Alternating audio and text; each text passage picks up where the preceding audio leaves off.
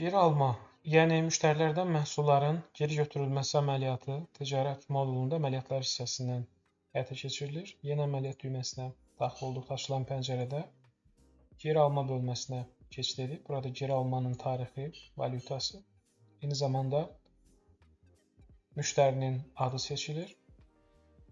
Geri alma həyata keçirdən menecer təyin olunur və məhsulun geri götürüldüyü anbar, eyni zamanda ehtiyac olduğu təqdirdə digər müvafiq məlumatlar seçilir. Qayma bölməsində seçilmiş müştəridən geri götürülən, geri alınan məhsulun adı axtarış verilə bilər.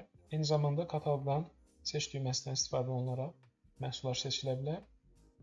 Qaymaya əlavə edildikdən sonra məhsulların geri götürülmə qiyməti və sayı qeyd olunur.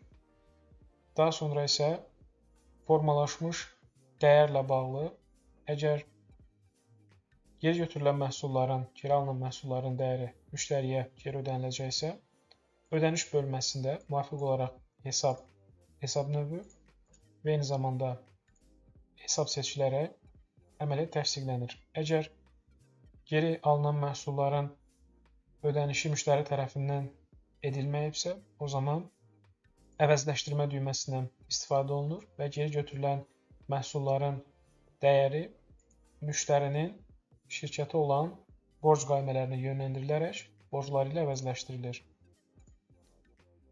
Üçüncü bir hal olaraq, əgər geri götürülən müştərilərdən geri alınan məhsulların ödənişi həyata keçirilib, lakin müştəri məhsulun dəyərini geri istəmirsə, o zaman avans düyməsindən istifadə olunur.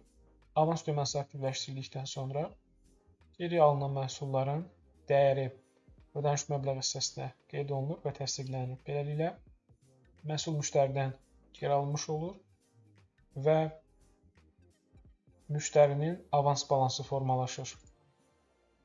Bu üç əməliyyat çeşidini eyni anda kombinasiyasından da istifadə olunması mümkündür.